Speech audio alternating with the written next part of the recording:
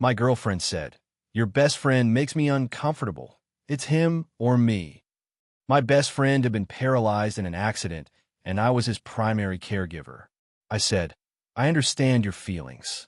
Then I chose him, moved into his guest room to help full-time, and blocked her number. When she showed up at his house, demanding to talk. Original post. I, 29 male, have known my best friend since the 3rd grade. That's 21 years. Longer than most marriages last in this country, and honestly, probably more stable than most of them too. We grew up 3 houses apart, played on the same baseball team for 6 years, got our driver's licenses the same week, and were each other's best man at, well, he was supposed to be mine. That part didn't happen. I'll get to that. Last April, my best friend was in a car accident. A delivery truck ran a red light, doing about 45, and hit his driver's side door. He spent 11 days in the ICU. When he woke up, he couldn't feel his legs. T10 spinal cord injury. The doctor said it was incomplete, which sounds hopeful until you realize it mostly just means we don't know how much you'll get back, if anything. He was 29 years old and learning how to use a wheelchair before he even got discharged. He doesn't have a lot of family. His mom passed when we were in high school. His dad remarried and moved overseas. They talk maybe twice a year. He got a half-sister he's met 4 times. So when the hospital asked about his care plan and who'd be helping with his transition home, I was the one sitting in that meeting. Not because nobody else was available. Because there was nobody else. Period. I was already helping him 3 or 4 days a week after work, driving him to physical therapy, helping him with transfers, meal prepping, handling his insurance appeals, because those people will deny a wheelchair cushion like it's a yacht purchase. It was a lot, but it's my best friend. You just do it.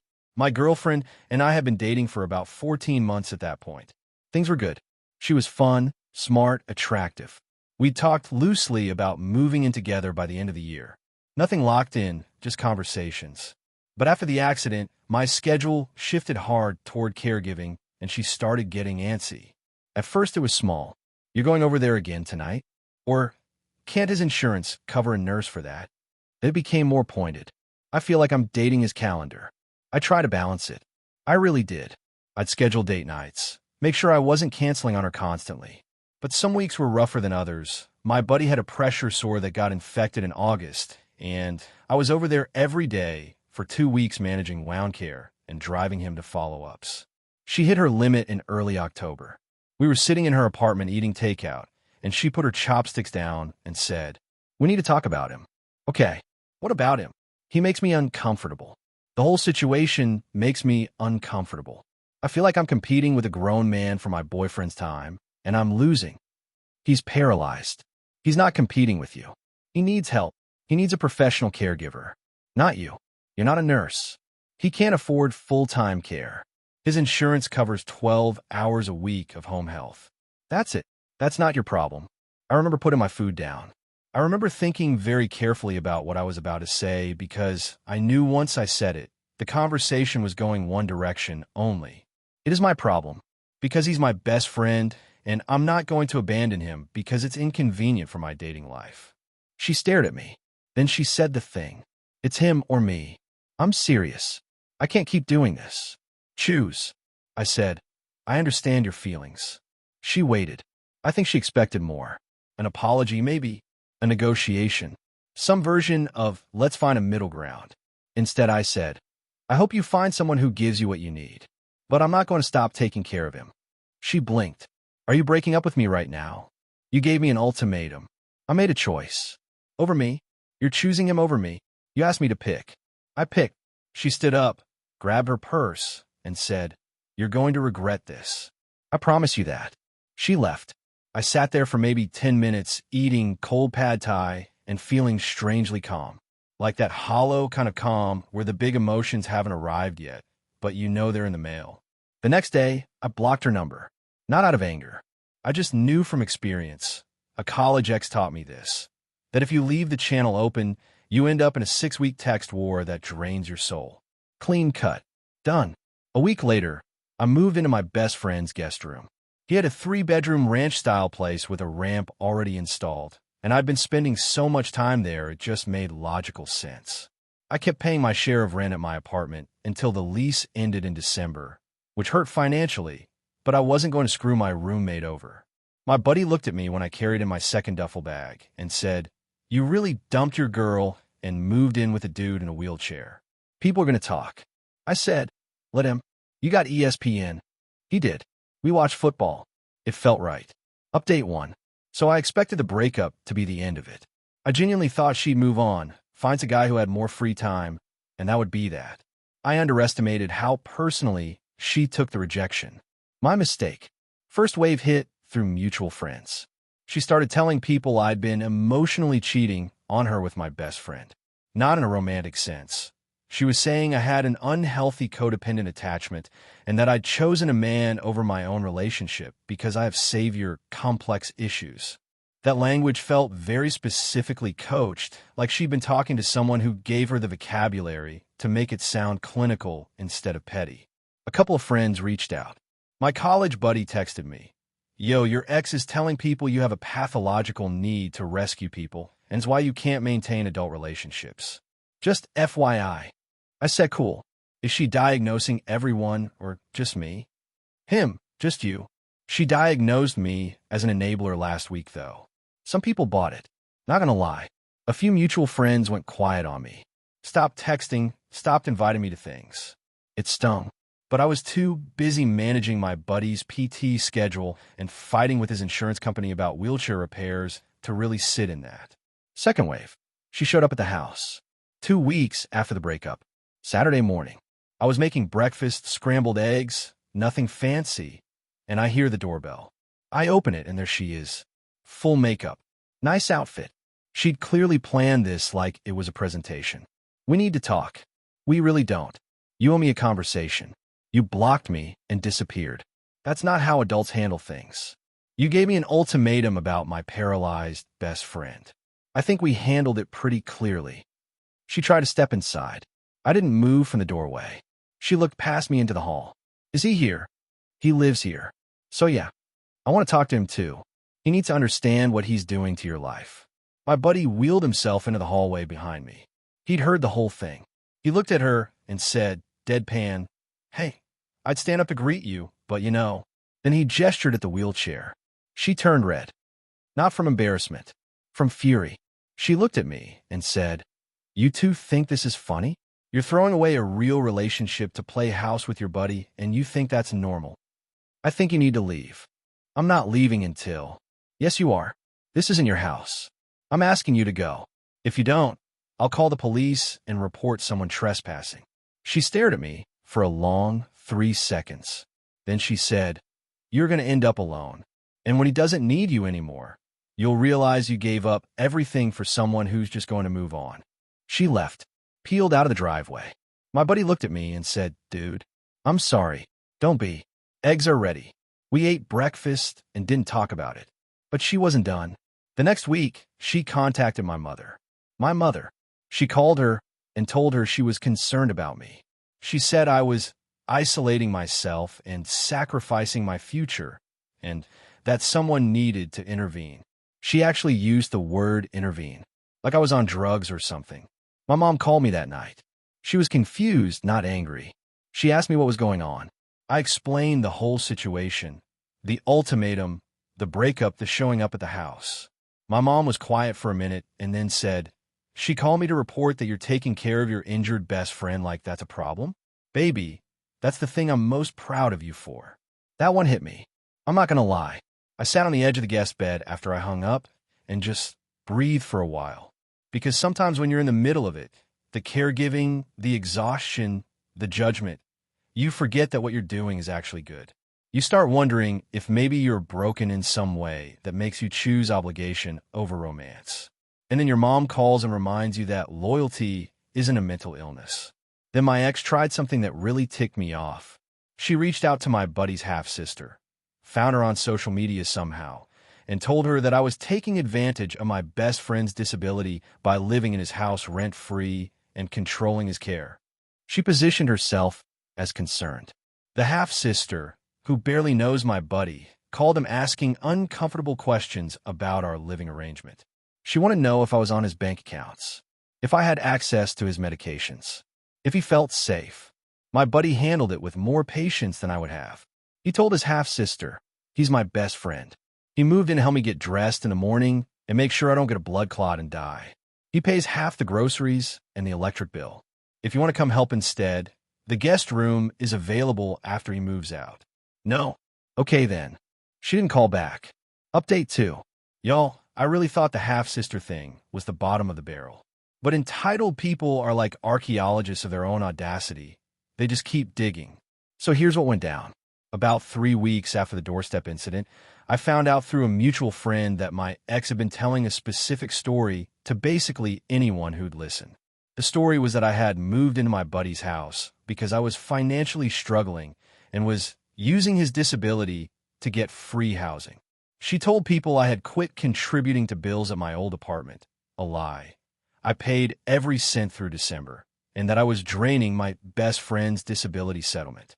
Let me be real clear about this. My buddy got a settlement from the accident. It wasn't life-changing money, but it covered his medical debt, his home modifications, and gave him a cushion. I have never seen a dollar of it. I don't even know exactly how much it was because it's none of my business. He has his own financial advisor handling it. But she was out here telling people I had access to his money and was freeloading off a paralyzed man. That accusation made it to a guy I'd done some freelance work for. He texted me asking if everything was okay at home in a way that made it clear he'd heard something. I had to sit down and explain the situation to a professional contact to protect my reputation. That's when it stopped being annoying and started being something I needed to address. I didn't confront her. Instead, I did something she never expected because people like her operate on the assumption that you'll always engage. I went silent. Completely. I told my friends the truth once, calmly, in a group chat. I laid out the timeline. Accident in April. Caregiving started immediately. She gave an ultimatum in October. I chose my friend. She's been on a campaign since. I said I wasn't going to keep defending myself against a new accusation every week, and that anyone who believed her version without asking me first wasn't someone I needed in my life. Then I said nothing else about it. To anyone. For weeks. What I did instead was build a paper trail. Every text she'd sent before I blocked her saved. The messages from the mutual friend documenting what she was saying, screenshotted. The text from my freelance contact, saved. The call to my mother. My mom wrote down what was said and when. The contact with my buddy's half-sister, documented. My buddy wrote a simple statement saying I was there voluntarily, that he'd invited me to live with him, and that I had no access to his finances. He signed and dated it. His financial advisor provided a letter confirming I was not listed on any accounts. I didn't do any of this to sue her. I did it because I'd learned something from watching my buddy fight his insurance company for months. Documentation is the only language that institutions understand, and I had a feeling I was going to need it. I was right. Early December, a social worker showed up at my buddy's house. Unannounced. She was professional, polite, and clearly uncomfortable. She said someone had filed a concern about a vulnerable adult in the household, and she was there to do a welfare check. She needed to speak with my best friend alone. I stepped outside, sat on the front porch in the cold for 45 minutes. I knew exactly who had filed it, and I knew that this was designed to humiliate me and destabilize my buddy's care situation. My buddy told me later what the social worker asked. Was he being coerced? Did he have autonomy over his medical care? Was anyone accessing his finances without permission? Did he feel safe? He answered everything honestly. He showed her the letter from his financial advisor. He showed her his PT schedule, his medication list that he managed himself on a pill organizer app, his insurance paperwork. He told her, my best friend gave up his apartment and his girlfriend to help me learn how to live in this chair.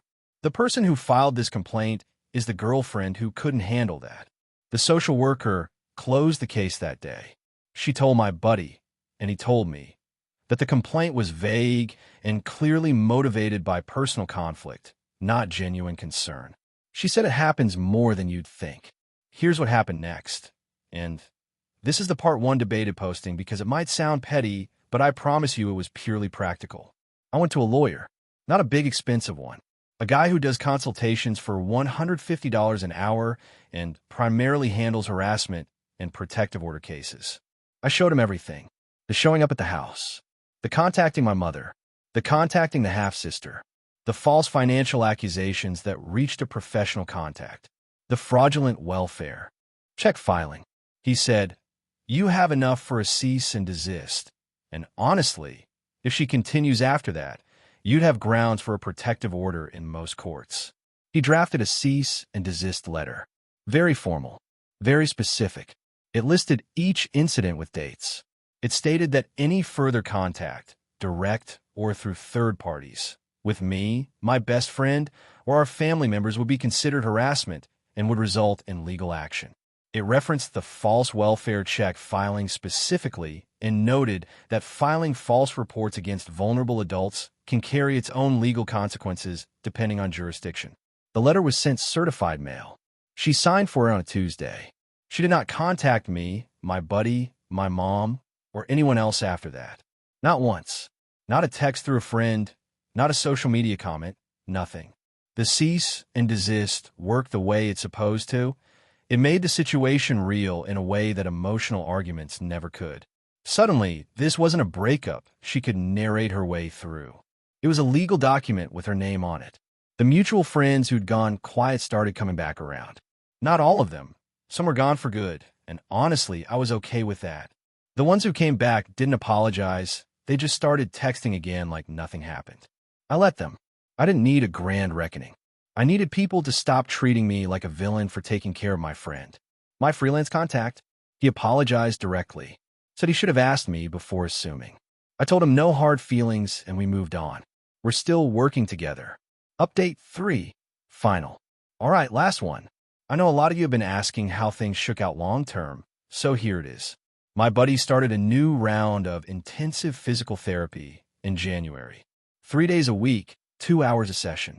His therapist is cautiously optimistic about some nerve recovery in his left leg.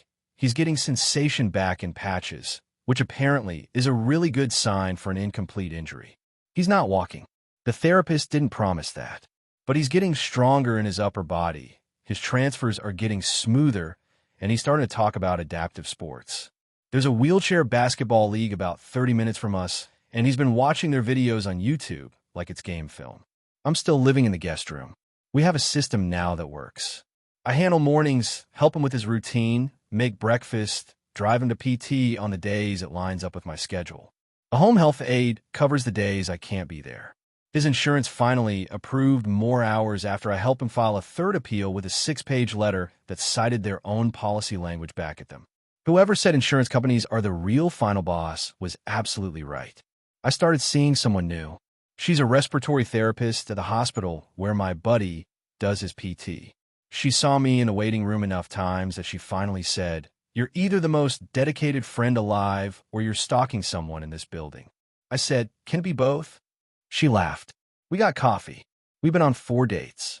She knows the whole situation, the caregiving, the X, the cease and desist, and her exact response was, "So you're loyal and you have a lawyer." That's honestly ideal. I like her. She met my buddy on the 3rd date. He looked at her, looked at me, and said, "Massive upgrade." She laughed so hard she snorted. They get along. She doesn't compete with him for my time. She helps with his exercises sometimes when she's over because she literally went to school for this stuff. It's easy, in a way my last relationship never was. As for my ex, I know bits and pieces through the grapevine, and I'm going to be honest about this. I don't feel good about where she ended up, and I don't feel bad either. I just feel nothing. From what I heard, the fallout from her behavior wasn't just with me. The welfare check stunt apparently got back to some people in her wider social circle, because the mutual friend she'd been using as her main megaphone finally got the full story and was not happy about being used as a PR tool. That friend group fractured. She lost a few close friends over it, not because of the breakup itself, but because of how she handled it afterward. Turns out people can forgive you for being upset about a breakup. They have a harder time forgiving you for filing false reports about a disabled man to punish your ex. She also had some professional blowback. I don't know the details and I don't want to speculate, but I heard she left her job around the same time everything went down. Whether that was related or just timing, I genuinely don't know. I'm not going to claim credit for something I can't confirm. I didn't know she tried to reach out one more time. Not to me. To my buddy. She sent him a DM on Instagram about 2 months after the cease and desist. It said something like, "I never had a problem with you. I just wanted my relationship to be a priority. I hope you're recovering well." My buddy showed it to me and asked if he should respond. I said that was his call. He read it again, said, "She literally tried to get a social worker to investigate you for taking care of me," and deleted it. Didn't block her, just deleted it and moved on to showing me a highlight reel of the wheelchair basketball team. Look, I know a lot of people reading this want some big moment where she realizes what she did, breaks down, and apologizes. That's not this story. People who file false welfare checks on paralyzed men because they're angry at their ex-boyfriend don't usually have epiphanies. They just move on to the next situation where they need to be the center of everything. I don't hate her. Hate requires energy I'd rather spend on other things. Like helping my buddy figure out how to cook from his wheelchair. We rigged up a lower countertop section with some plywood and adjustable legs, and it looks terrible, but it works. Or like learning that insurance appeals are basically a creative writing genre.